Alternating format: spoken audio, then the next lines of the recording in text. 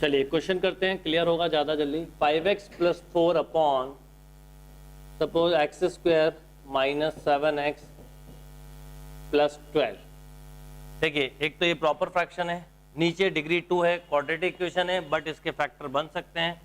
इसका मतलब आपको ऐसा दिया है 5x plus 4 upon x minus 3 x minus 4, ये इसके फैक्टर हो गए। यदि मैं इसका फैक्टर लिखूं तो x minus 3 plus b upon x minus 4। And remember, यदि इंटीग्रल का ये क्वेश्चन होता तो मैं इसका आंसर भी डायरेक्ट लिखता, और a और b को भी डायरेक्ट निकालने का तरीका बताता हूँ। केवल एक क्वेश्चन को पूरा मेथड से कर लें, उसके बाद आप इसको ऐसा लिखते a upon x minus 3 b upon x minus 4। इसको सॉल्व करते तो a log x minus 3 plus b log x minus 4। अब समझिए पेपर में क्वेश्चन ये होगा, ऑप्शन ये होंगे, अननोन है a और b। चारों ऑप्शन नॉर्मली सेम होते हैं, केवल a और b फाइंड आउट करना होता है।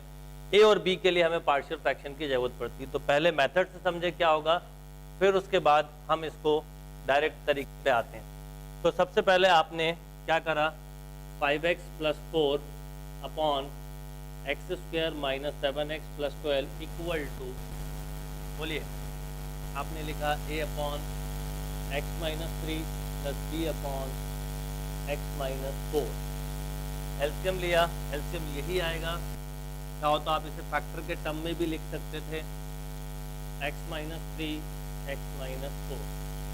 तो क्या मिलता, हमको मिलता 5x plus 4 equal to a into, ऐसे सोचा करो, यहाँ एलसीएम लिखा है, ये कैंसिल, x माइनस 3 तो x minus 4 plus b x minus 4 cancel तो x माइनस 3। क्या होता, कंपेयरिंग करते आप x के कोफिशिएंट की कंपेयरिंग करते, कोफिशिएंट ऑफ x, तो यहाँ मिलता 5, यहाँ होता a plus b। Constant term लेते तो यहाँ होता 4, यहाँ होता माइनस 4a माइनस 3b।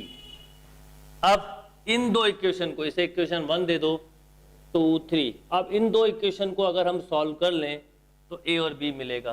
तो लीनियर इक्वेशन जैसे सॉल्व करते हैं बिल्कुल उसी तरह से इक्वेशन सॉल्व करनी है। अब यहाँ पर चाहे तो हम 3 का मल्टीप्लाई कर लें, तो 3a plus 3b equal to 15 minus 4a minus 3b equal to 4, b से b cancel, minus a equal to 19, तो a इक्वल टू आ गया 19। a की वैल्यू 19 रख दीजिए, तो 5 इक्वल टू 19 प्लस b, तो b equal to minus of 14। ये a और b आ गए। ये हुआ कंप्लीटली मेथड।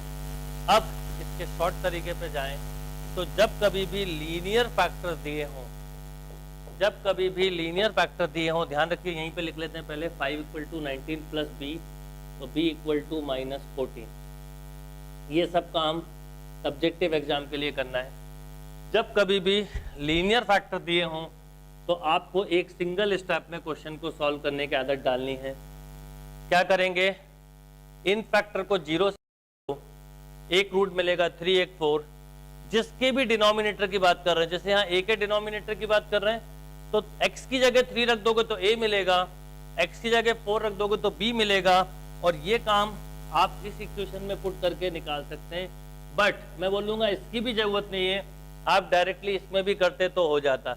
जैसे मैं x की वैल्यू 3 पुट करूं तो देखिए क्या होगा, 3 इंटू 5 15 प्लस 4 अपॉन नीचे रखा, इन फैक्टर में रखना है तो 3 माइनस 4, तो ये मिला a।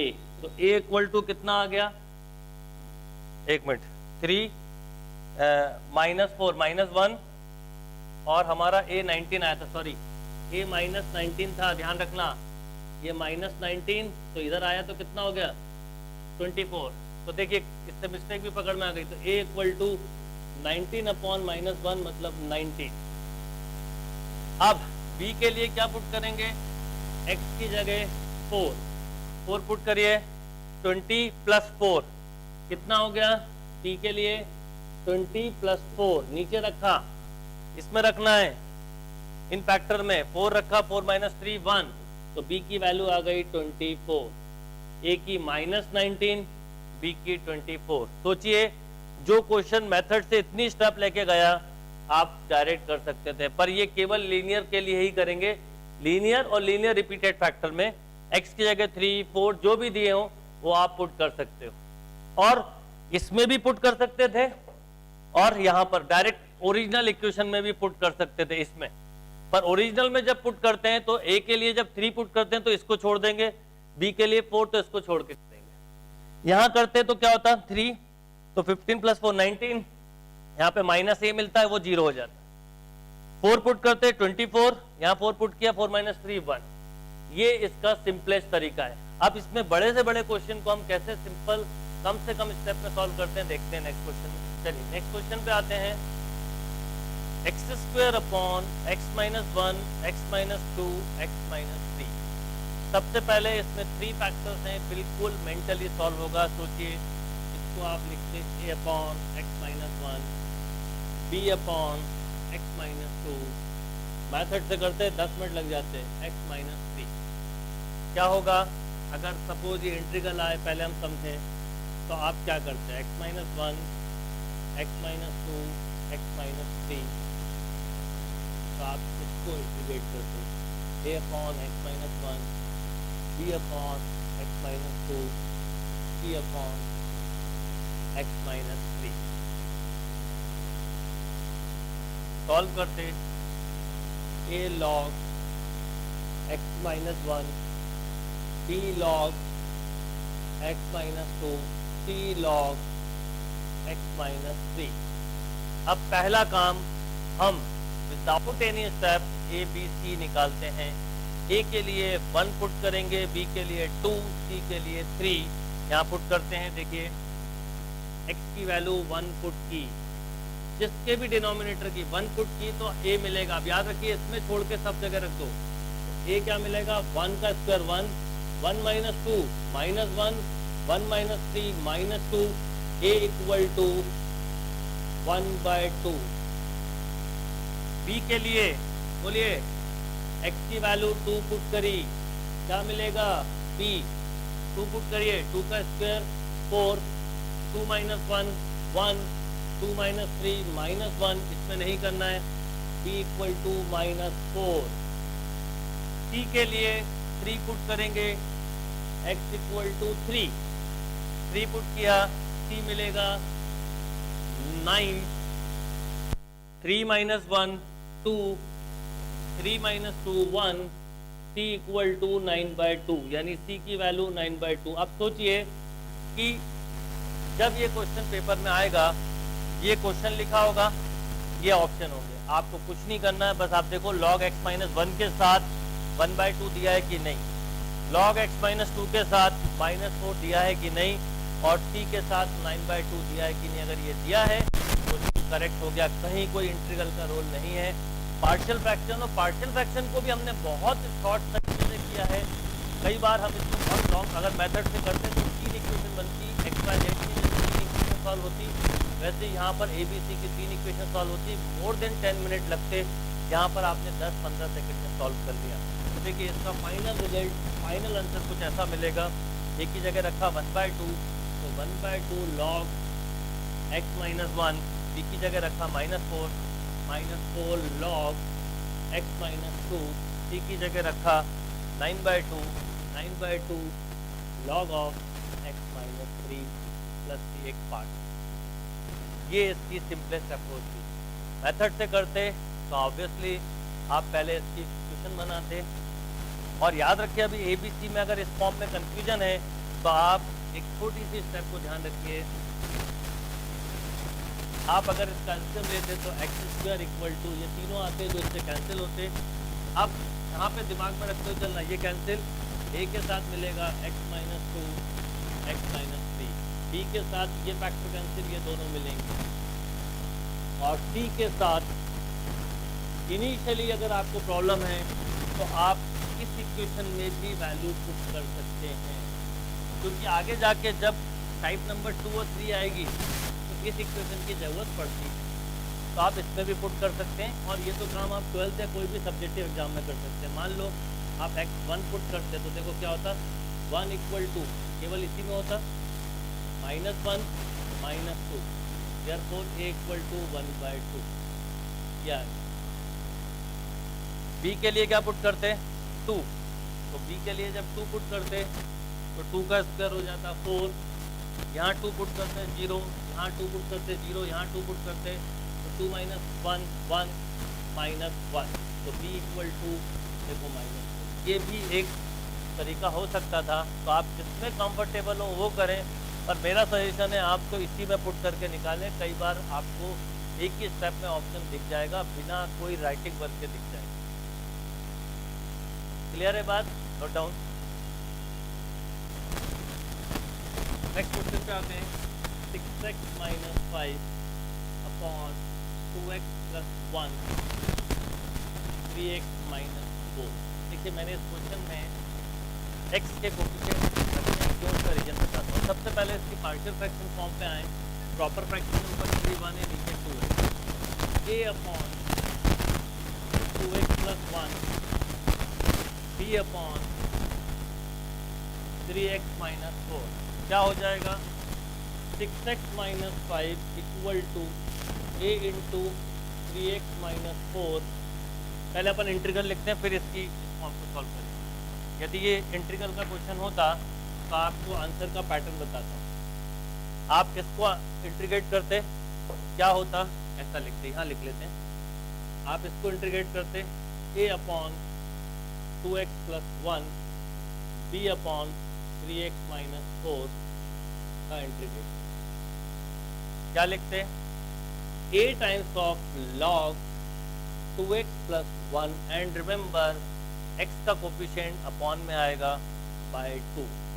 यहाँ पर आते तो आप लिखते b upon 3 log of 3x - 4, x का कोफिशिएंट अपॉन में आता है। यानी इस क्वेश्चन में a और b की जो वैल्यू आती है उसमें बाय 2 और बाय 3 एक्स्ट्रा आता है, तो कंफ्यूज मत होना, क्योंकि वो इंटीग्रल के कोफिशिएंट आए। अब इसे अगर मैं मेथड से करता तो ये लिखता a × b × 2x + 1। इस स्टेप के बाद देखिए इसका एलसीएम हमेशा इससे कैंसिल होता है। इस स्टेप के बाद दो तरीके हैं वैल्यू निकालने के, एक हम इस पे निकाल सकते हैं, एक इसमें रख के। जैसे यदि मैं पुट करूं x की जगह -1/2 तो मुझे मिलेगा a, x की जगह जब मैं 4/3 रखूंगा तो मुझे मिलेगा b। तो सबसे पहले -1/2 रखते हैं, किसी में भी रख लें, आप इसमें रखते हैं, मैं दोनों तरीके से बताया था। तो 6 × -1/2 -5 अपॉन ये a निकालना है, अपॉन यहाँ रखते, यहाँ तो रखना ही नहीं, इसमें रखते तो -3/2 -4 क्या होता, देखिए ये होता -3 -5, इससे होता -11/2, माइनस से माइनस कैंसिल, ये होता 8 8 2 16/11। अगर मैं इसमें रखता, मैं इसमें और इसमें कोई अंतर नहीं, इसमें डायरेक्ट रेशो आता है, इसमें अगर रखते तो आप ऐसे ही लिखते 6 × -1/2 -5 = a -3/2 -4, ये तो 0 हो जाता। अब ये होता -3 -5 = -11/2a, तो फाइनली a = 16/11। कोई भी एक तरीका यूज कर लें, कोई फर्क नहीं पड़ता। ये आ गया a।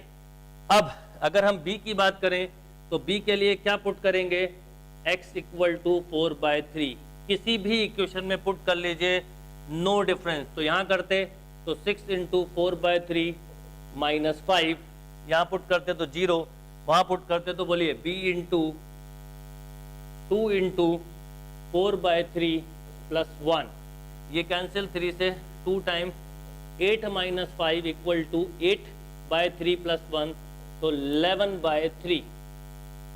यहाँ पर भी 3 मिलता तो b की वैल्यू मिलती 3 और 3 × 9/11, ये b आ गया, ये a आ गया।